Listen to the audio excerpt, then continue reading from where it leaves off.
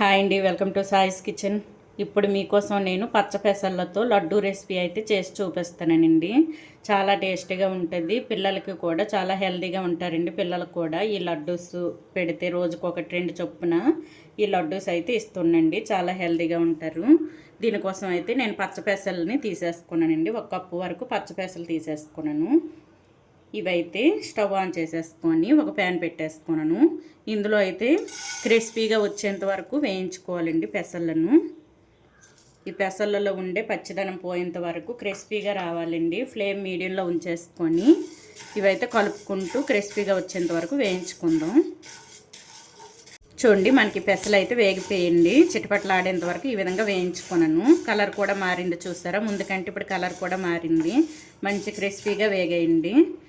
ఈ విధంగా వేయించుకోవాలి. వేగేటప్పుడు మంచి స్మెల్ వస్తుందండి. ఇప్పుడైతే మంచి స్మెల్ వస్తుంది రూమ్ మొత్తం కూడా.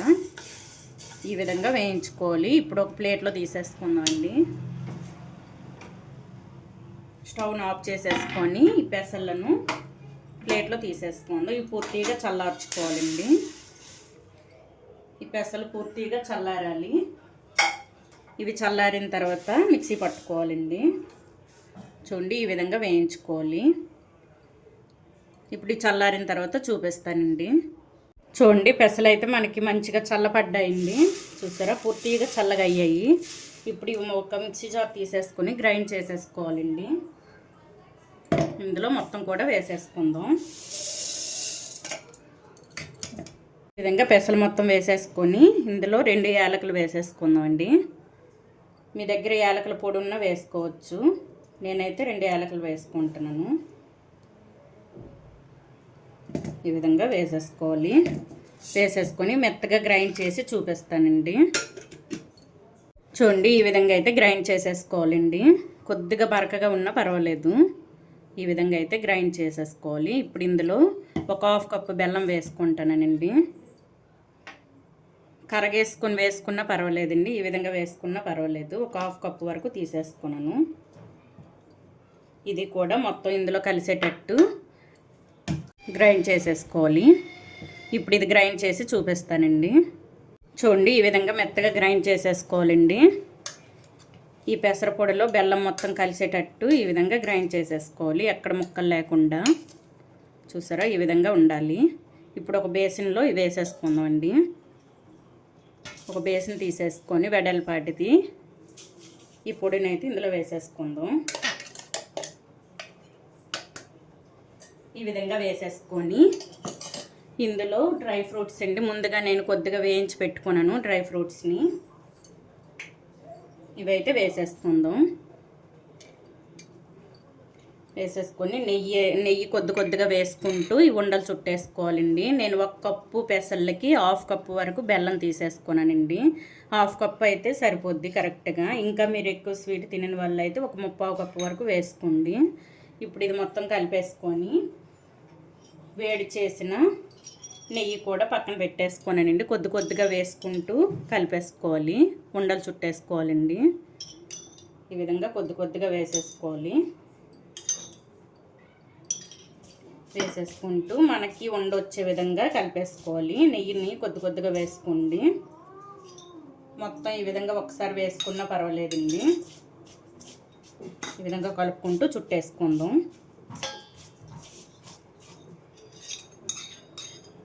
ఒక 2 టేబుల్ స్పూన్ వరకు నాకు పడిందండి. 2-3 టేబుల్ స్పూన్ వరకు నెయ్యి అయితే వేసేసుకున్నాను.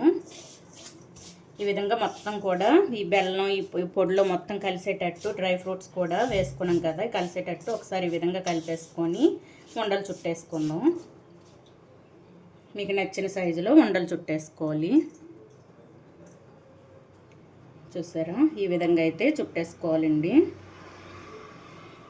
ఈ చుట్టుకున్న ఉండల్ని ఒక ట్రేలో పెట్టేసుకుందామండి. చూడండి, ఈ సైజు అయితే నేను చుట్టేసుకున్నాను. ఇవైతే ఒక ట్రేలో పెట్టేసుకుందాం. మొత్తం కూడా ఇదే విధంగా అండి, ఇదే విధంగా చుట్టేసుకోవాలి. మంచిగా వస్తాయండి లడ్డూస్ అయితే. చూసారా, ఒక 3 టేబుల్ స్పూన్ వరకు వేసుకుంటే సరిపోద్దండి నెయ్యి అయితే. చూడండి, ఈ విధంగా అన్నీ కూడా చుట్టి చూపిస్తానండి.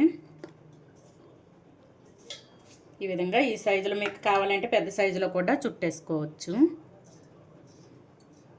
చూడండి, చాలా టేస్టీగా ఉండే పెసళ్ళతో చేసిన లడ్డూ రెసిపీ అయితే మనకి రెడీ అయిపోయిందండి. ఈ విధంగా అయితే చేసేసుకోండి. చాలా టేస్టీగా ఉన్నాయండి లడ్డూస్ అయితే.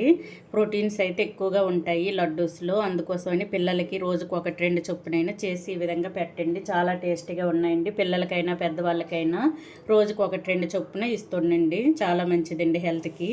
బెల్లంతో చేసుకున్నాం కాబట్టి ఇది హెల్త్కి చాలా మంచిది. ఈ విధంగా చేసేసుకోండి. ఇటువంటి లడ్డూస్ రెసిపీస్ అయితే నా ఛానల్లో ఉన్నాయండి, ఒకసారి చెక్ చేసి అవి కూడా చూడండి.